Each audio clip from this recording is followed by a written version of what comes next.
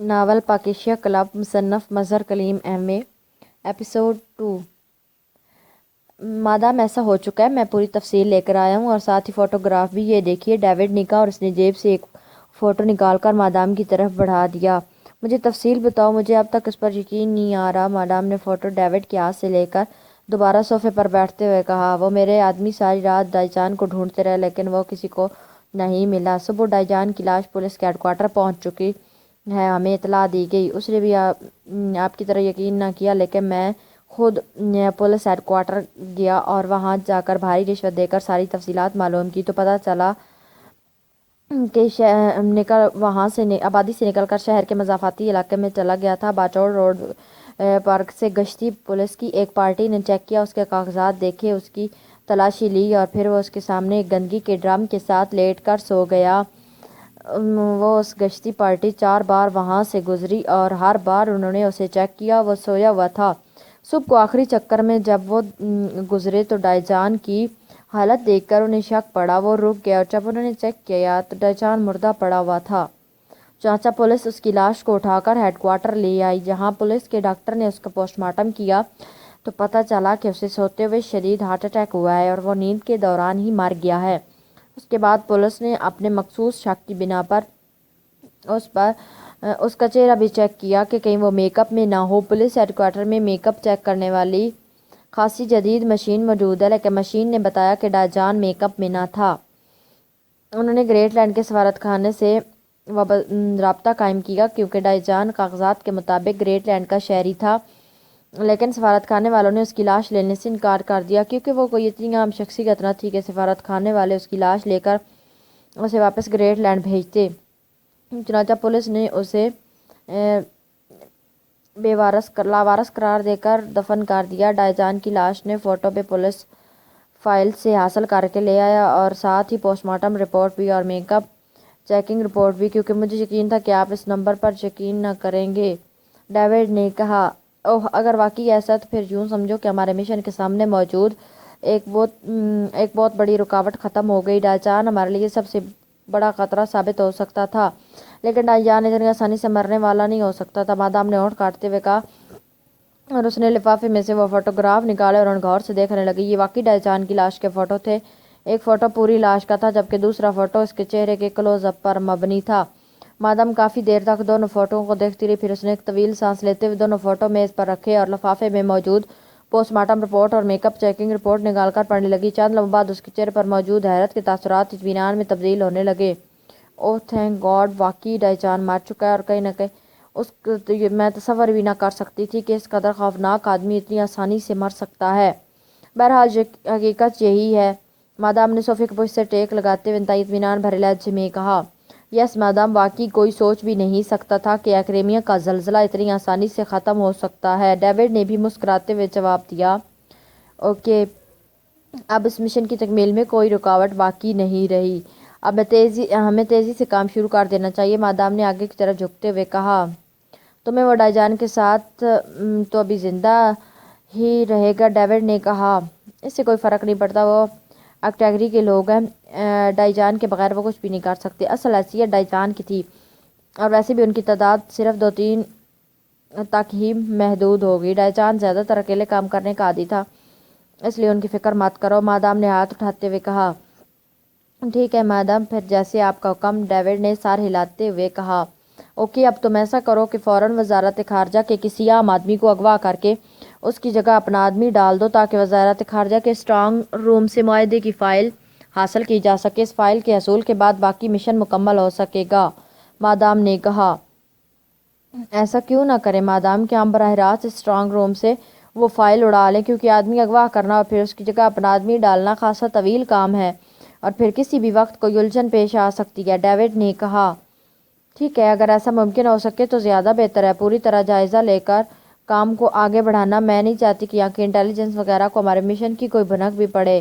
Madam نے سر ہلاتے ہوئے جواب دیا، آپ بے فکر رہیں مادام، ڈائی جان ہی ایک مسئلہ تھا، یہاں کے لوگ کوئی مسئلہ نہ بن سکیں گے، یہ بیچارے بھی آج سیدھے سادے سے لوگ ہیں۔ ڈیوڈ نے مسکراتے ہوئے جواب دیا، اوکے، جیسے مناسب سمجھو کرو۔ مادام نے بھی جواب میں مسکراتے ہوئے کہا، میں مشن کی مکمل منصوبہ بندی کرنے کے بعد آپ سے چیک کراؤں گا۔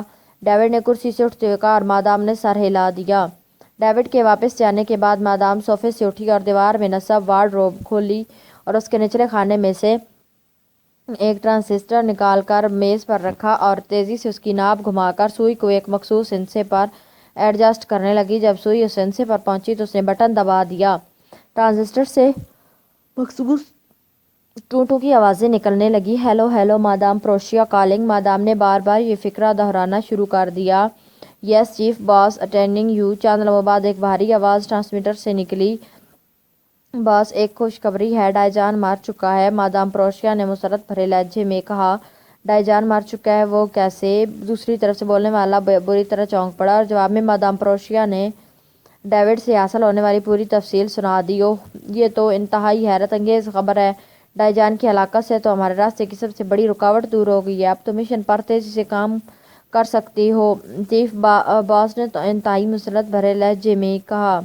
یس باس، میں نے ڈیوڈ کو ہدایات دے دی ہیں۔ ہم 1-2 روز میں وزارت خارجہ کے اسٹرانگ روم سے مطلوبہ فائل حاصل کریں گے۔ مادام پروشیا نے جواب دیا۔ ٹھیک ہے، کام انتہائی احتیاط سے کرنا۔ وہ فائل بے حد اہم ہے، اس کے بغیر ہمارا مشن آگے نہیں بڑھ سکتا۔ چیف باس نے کہا۔ آپ بے فکر رہیں باس، اب یہ فائل حاصل کرنا کوئی مشکل نہیں، مادام نے مسکراتے ہوئے کہا۔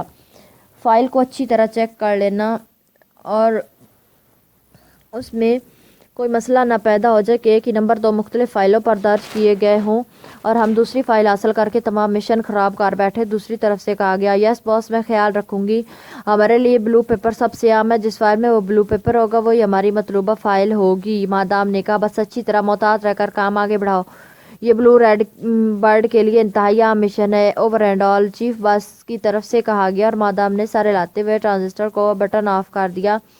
ناپ گھما کر اس کی سوئی مخصوص ہندسوں سے ہٹائی، پھر ٹرانزسٹر اٹھا کر اسے واپس الماری کے اندر خفیہ خانے میں رکھا اور الماری میں موجود ایک لباس اٹھا کر وہ ڈریسنگ روم کی طرف بڑھ گیا۔ تقریباً آدھے گھنٹے بعد جب وہ ڈریسنگ روم سے باہر آئی تو جدید اور خوبصورت تراش کے لباس میں اس کی خوبصورتی کچھ اور بڑھ گئی۔ اس نے میز پر رکھے ہوئے ٹیلی فون کا ریسیور اٹھایا۔ یس اسسٹنٹ مینیجر اسپیکنگ۔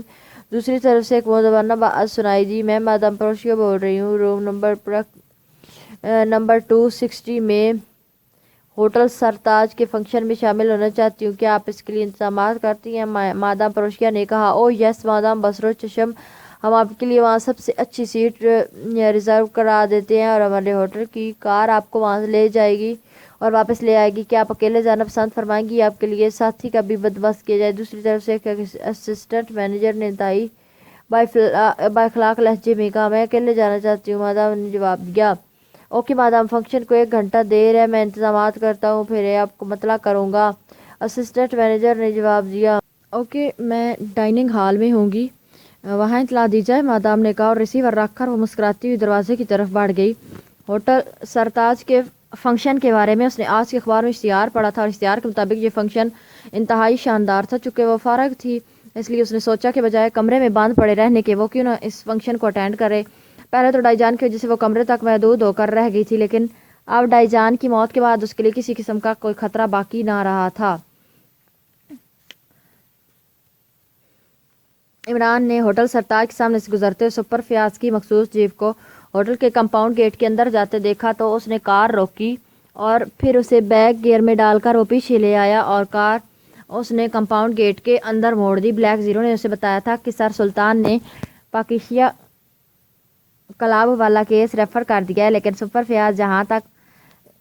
فیاض بھی وہاں تک نہ پہنچا تھا۔ اس وقت بھی وہ سپر فیاض کی تلاش میں ہی گھومتا پھر رہا تھا۔ اسے معلوم تھا کہ سپر فیاض پہلے اپنے طور پر کوشش کرے گا، اس کے بعد جب ناکام ہوتا ہے تو اس تک پہنچتا ہے، لیکن عمران چونکہ آج کل بیکار تھا اس لیے اس نے سوچا کہ خود ہی جا کر سپر فیاض کو ٹریس کیا جائے اور شام کے وقت سپر فیاض کو ٹریس کرنے کا سب سے آسان طریقہ مشہور ہوٹلوں کی حاضری تھی۔ سپر فیاض شام سے رات گئے تک کا وقت لازماً کسی نہ کسی مشہور ہوٹل میں گزارنے کا عادی تھا، اور اب اچانک اس کی نظریں سپر فیاض کی جیپ پر پڑی تو اس کے لبوں پر مسکراہٹ ابھر آئی۔ جیپ میں آنے کا مقصد تھا کہ سپر فیاض اور یونیفارم میں ہوگا، اور جب سپر فیاض یونیفارم میں ہو تو اسے چھیڑنے کا مزہ دوبالا ہو جاتا تھا۔ چنانچہ اس نے کار کمپاؤنڈ گیٹ میں موڑی، وہ پھر اسے دور موجود پارکنگ کی طرف لے گیا۔ سپر فیاض کی جیپ پارکنگ میں جانے کی بجائے مین گیٹ کے سامنے ہی رکی ہوئی تھی۔ ظاہر ہے وہ سینٹر انٹیلیجنس کا سپرنٹینڈنٹ تھا اور پھر یونیفارم میں اس کے لیے کسی کی جرات نہ تھی کہ اس کی جیپ کو مین گیٹ کے سامنے سے ہٹا سکے۔ عمران نے کار پارکنگ میں روکی اور پھر نیچے اتر کر بڑے اطمینان بھرے انداز میں گیٹ کی طرف بڑھنے لگا۔ ہوٹل کی پارکنگ میں معمول سے کوئی زیادہ ہی رش تھا اور ہوٹل بھی خاصا سجا ہوا نظر آ رہا تھا، اس لیے عمران نے مین گیٹ تک پہنچتے ہی اندازہ لگایا کہ ہوٹل میں کوئی فنکشن ہے۔ مین گیٹ پر دو باوردی دربان موجود تھے جو ہر اندر جانے والے سے کارڈ وصول کرتے رہے تھے اور کارڈ دیکھے بغیر کسی کو اندر نہ جانے دے رہے تھے۔ صاحب کارڈ، ایک دربان نے عمران سے مخاطب ہو کر کہا۔ میں عمران ہوں، میرے پاس کارڈ نہیں ہے، اور وہاں کارڈ بھی موجود نہ تھا۔ وہ کارڈ کی مونس پرچی ہوگی۔ ویری گڈ مسٹر کارڈ، اور میں اس پرچی پہ 6 نام ہیں۔ عمران نے مسکراتے ہوئے جواب دیا۔ صاحب آج فنکشن ہے اور کارڈ کے بغیر داخلہ ممنوع ہے۔ دوسرے دربار نے حیرت بھرے انداز میں عمران کو سر سے پیر تک دیکھ کہا۔ ویسے عمران ٹھیک ٹھاک لباس میں تھا، اس کے جسم پر براؤن رنگ کے بڑے چیک والا سوٹ تھا اور وہ اس پر خاصا جچ رہا تھا۔ سپر فیاض سے کارڈ مانگا ہے تم نے؟ عمران نے یک لخت آنکھیں نکالتے ہوئے کہا۔ سپر فیاض وہ کون صاحب ہے؟ دربار نے چونک کر پوچھا۔ یہ جن کی جیپ کھڑی ہے، میرا ماتحت ہے، سپرنٹینڈنٹ سینٹرل انٹیلیجنس۔ عمران نے آنکھیں نکالتے ہوئے کہا۔ اوہ ہو صاحب، وہ آپ کے ماتحت ہے؟ اوہ صاحب، پھر کارڈ کی ضرورت نہیں ہے صاحب، آپ تشریف لے جائیں صاحب، دربانوں نے فوراً ہی رکوع کے بل جھکتے ہوئے کہا۔ ان کے لہجے میں یک لخت انتہائی عاجزانہ پن ابھر آیا تھا۔ سوچ لو اندر جانے کے بعد کہیں تم کارڈ نہ مانگنے لگ جانا، ورنہ پورا ہوٹل ہی ویران ہو جائے گا۔ عمران نے مسکراتے ہوئے کہا۔ اوہ نہیں جناب، آپ سرکاری آدمی ہیں، ہم آپ کے خادم ہیں جناب، دربانوں نے خوفزدہ لہجے میں کہا، اور عمران مسکراتا ہوا آگے بڑھ گیا۔ دربانوں نے بڑے ادب سے اس کے لیے دروازہ کھول دیا۔ ہوٹل کا ہال انتہائی شاندار انداز میں سجا ہوا تھا اور ہال میں تقریباً تمام اعلیٰ سوسائٹی نظر آ رہی تھی۔ ایک طرف خوبصورت اسٹیج بنا ہوا تھا۔ جی صاحب، آپ کا سیٹ نمبر کیا ہے؟ عمران نے اندر داخل ہوتے ہی ایک سپروائزر تیز سے اطمینان کی طرف بیٹھا۔ سیٹ کون سی سیٹ؟ قومی اسمبلی کی یا کوئی اور سیٹ؟ کس سیٹ نمبر کی بات ہو رہی ہے؟ عمران نے حیرت بھرے انداز میں پوچھا۔ اوہ صاحب، ہوٹل میں جو سیٹ آپ نے ریزرو کرائی ہوگی، میں کس کے بارے میں پوچھ رہا ہوں تاکہ وہاں آپ کی رہنمائی کر سکوں۔ سپروائزر نے مسکراتے ہوئے جواب دیا۔ رہنمائی اور تم کرو گے؟ بہت خوب، تم جب رہنمائی جسے مل جائے وہ بیچارہ پہنچ چکا منزل تک۔ عمران نے بھی مسکراتے ہوئے کہا۔ اس کی نظریں مسلسل حال کا جائزہ لے رہی تھی، پھر اسے سپر فیاض اور ایک کونے کی میز پر بیٹھا نظر آ گیا۔ اس کے ساتھ ایک انتہائی خوبصورت غیر ملکی لڑکی بیٹھی ہوئی تھی اور سپر فیاض اس کے سامنے بچھا جا رہا تھا۔ صاحب، میں نے صرف سیٹ تک رہنمائی کرنی ہے، منزل تک نہیں۔ سپروائزر بھی شاید عمران کی باتوں سے لطف لے رہا تھا۔ پہلے سپر فیاض کی رہنمائی بھی تم نے کی تھی؟ عمران نے مسکراتے پوچھا۔ سپرنٹینڈنٹ فیاض صاحب؟ اوہ نہیں، مینیجر صاحب نے سیٹ پر بٹھایا ہے، ان کے پاس کارڈ نہ تھا اور وہ سٹیج کے قریب بیٹھنے پر مصر تھے۔ بڑے آدمی ہیں صاحب، سٹیج کے قریب کوئی سیٹ خالی نہ تھی، البتہ ایک میز پر وہاں پروشیہ تشریف فرما تھی، انہوں نے اکیلے ہی پوری میز ریزرو کرا لی تھی۔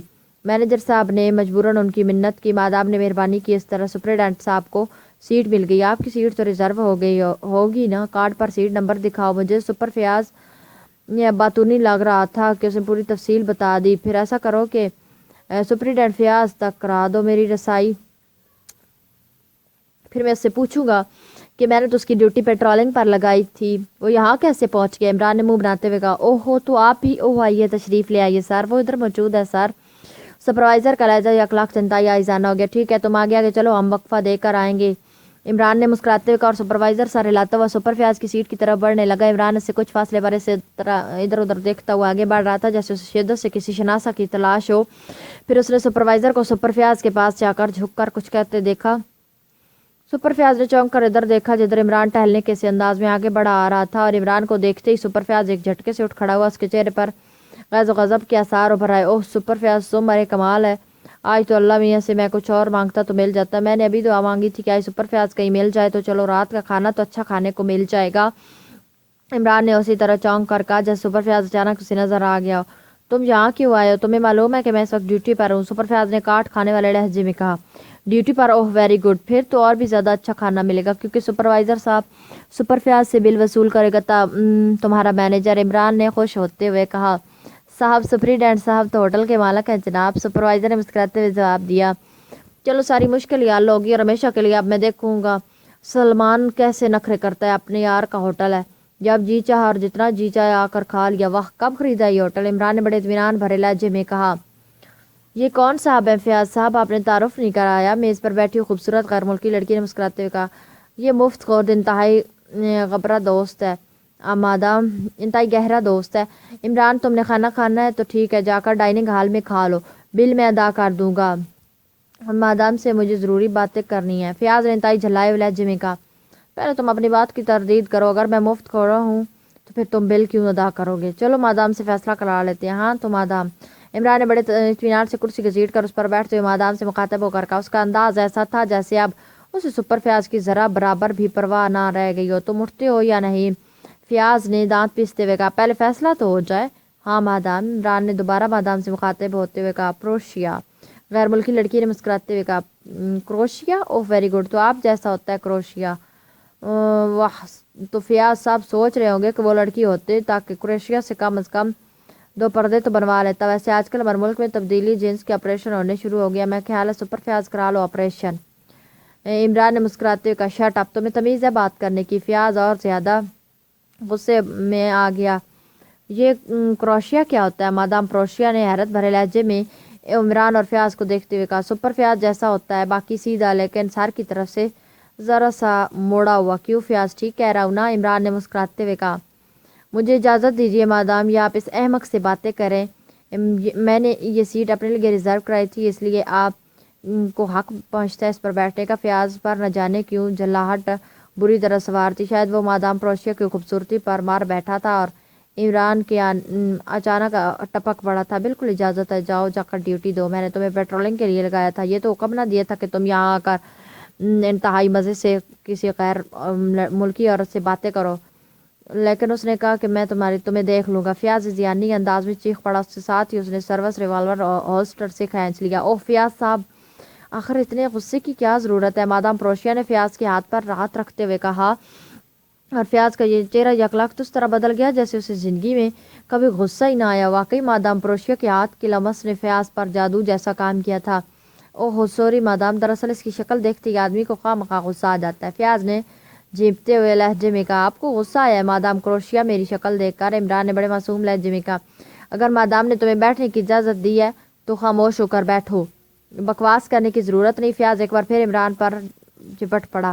بالکل ٹھیک، پہلی باری تمہاری ہے، عمران نے سر ہلاتے ہوئے کہا۔ اس بار مادام پروشیا پر بے اختیار ہنس پڑی اور فیاض نے بے اختیار ہونٹ بھینچ لیا، اور نہ جانے مادام پروشیا سے کیسی باتیں کر رہا تھا کہ عمران کے اچانک ٹپک پڑنے سے اس کا سارا موڈ غارت ہو کر رہ گیا۔ آپ نے اپنا تعارف نہیں کرایا، آپ کا نام کیا ہے؟ کیا آپ کا نام عمران ہے؟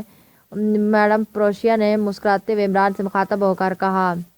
یہ سپر فیاض ہیں، عمران نے منہ بناتے ہوئے جواب دیا، لیکن اس نے جان بوجھ کر سپر کی جگہ لفظ سمپر بول دیا تھا۔ شٹ اپ، میں جا رہا ہوں، میرے پاس فرصت نہیں ہے تمہاری بکواس سننے کی۔ اوکے مادام، میں پھر ملوں گا، فیاض نے چلائے ہوئے انداز میں کہا، پھر کرسی سے اٹھ کر اسی طرح تیزی سے بیرونی دروازے کی طرف بڑھ گیا کہ جیسے اس نے پیچھے مڑ کر دیکھ لیا تو پتھر کا ہو جائے گا۔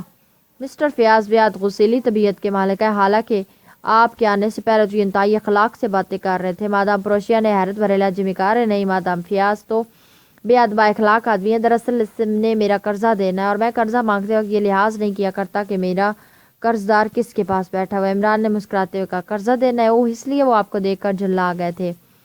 قرضہ لینا ہے آپ نے؟ مادام پروشیا اور زیادہ حیران ہو کر بولی۔ وہ اب غور سے عمران کو دیکھ رہی تھی۔ قرضہ؟ مجھے ذرا حساب کرنے دیجیے، دراصل لمبا حساب کتاب ہے اور یاد کرنا پڑتا ہے۔ ہاں ٹھیک ہے، بالکل ٹھیک، بالکل ہاں فیاض میرے 1 روپیہ 25 پیسے کا قرض دار ہے۔ عمران نے سوچنے کے سے انداز میں کہا۔ 1 روپیہ 25 پیسے؟ کیا مطلب؟ یہ بھی قرضہ ہوتا ہے؟ پروشیا اور زیادہ حیران۔ مادام 1 پیسہ بھی قرضہ ہوتا ہے؟ اب یہ اور بات ہے کہ فیاض اپنا قرضہ بھول چکا ہے، حالانکہ میں نے اس کا شاید 25 لاکھ روپے دینا ہوگا۔ عمران نے منہ بناتے ہوئے کہا۔ 25 لاکھ؟ کیا مطلب؟ کیا آپ میرا مذاق اڑا رہے ہیں؟ مادام پروشیا نے اس بار غصیلے لہجے میں کہا۔ آپ کو بھی غصہ آنے لگ گیا؟ ٹھیک ہے، مجھے آپ کا کھاتا بھی دیکھنا پڑے گا، ویسے تو مجھے یاد نہیں رہتا کہ کس سے کیا لینا ہے، بس جب مقابل کو غصہ آنے لگ جائے تو میں سمجھ جاتا ہوں کہ یہ لازماً میرا قرض دار ہوگا۔ عمران نے مسکراتے ہوئے جواب دیا، اور اس بار مادام پروشیا کھلکھلا کر ہنس پڑی۔ آپ واقعی انتہائی دلچسپ آدمی ہیں، مادام پروشیا نے مسکراتے ہوئے کہا۔ یعنی غصہ ختم؟ اور پھر تو قرضہ بھی ختم، یہ تو نقصان ہو گیا کمپنی کو۔ بہرحال آپ سے مل کر بے حد خوشی ہوئی۔ عمران نے بھی مسکراتے ہوئے کہا، اس کے ساتھ ہی اس نے ویٹر کو آنے کا اشارہ کیا۔ یس سر، ویٹر نے قریب آ کر کہا۔ مادام سے آرڈر لو، میرے لیے لائم جوس اور مادام جو پسند کریں، عمران نے کہا اور مادام ایک بار پھر ہنس پڑی۔ I am sorry mister Imran, مجھ سے واقعی بد اخلاقی ہوئی ہے۔ جاؤ ویٹر گلاس لائم جوس لے آؤ، مادام نے شرمندہ سے لہجے میں کہا اور ویٹر سارے لاتا واپس مڑ گیا۔ Ali Imran M S C D S آکسن نے بڑی سنجیدگی سے عمران نے بڑی سنجیدگی سے اپنا تعارف کراتے ہوئے کہا، M S C D S C, اوہ آپ ڈاکٹر آف سائنس، اور وہ بھی آکسفورڈ یونیورسٹی سے، بہت خوب، اس کے باوجود آپ اس قدر خوش اخلاق ہے، بہت خوب، آپ سے مل کر واقعی بےحد خوشی ہوئی ہے۔ میرا نام پروشیا اور میرا تعلق گریٹ لینڈ سے ہے، میں لارڈ ناربن کی لڑکی ہوں، سیر و تفریح کے لیے ادھر آئی ہوں۔ مادام پروشیا نے مسکراتے ہوئے اپنا تعارف کرا دیا۔ لارڈ نارمن، اور جن کی جاگیر گریٹ لینڈ کے شمال مشرق میں ہے، آپ ان کی صاحبزادی ہیں؟ عمران کی آنکھوں میں حیرت ابھر آئی۔ آپ جانتے ہیں لارڈ کو؟ پروشیا نے اچھلتے ہوئے کہا، اس کی آنکھوں میں یک لخت حیرت دوڑنے لگی۔ میں تو نہیں جانتا، البتہ ڈیڈی جانتے ہیں، اکثر ان کا ذکر کرتے رہتے ہیں۔ عمران نے مسکراتے ہوئے کہا، وہ بڑے غور سے مادام کو دیکھ رہا تھا۔ آپ کے ڈیڈی جانتے ہیں؟ اوہو کیسے؟ آپ اپنے ڈیڈی کا تعارف تو کرائیں۔ مادام پروشیا نے ہونٹ کاٹتے ہوئے کہا، ڈیڈی دراصل پاکیزا کے بڑے جاگیردار ہیں، اس لیے سارے دنیا میں کے جاگیرداروں سے ان کے تعلقات ہیں۔ ویسے وہ سپر فیاض کے chief director general central intelligence sir Rahman ہے ان کا نام۔ اس نے غور سے مادام پروشیا کو دیکھتے کہا، سر رحمان ڈائریکٹر جنرل سینٹرل انٹیلیجنس، او ہاں، ڈیڈی اکثر ذکر کیا کرتے ہیں ان کا، بہت خوب، پھر تو آپ سے مل کر دوہری خوشی ہوئی، کاش میں یہاں کچھ دن رک سکتی، میں کل واپس سے آ رہی ہوں۔ مادام پروشیا نے جلدی سے کہا، کوئی بات نہیں، ہم آپ سے وہیں آپ کی جاگیر پر مل لیں گے۔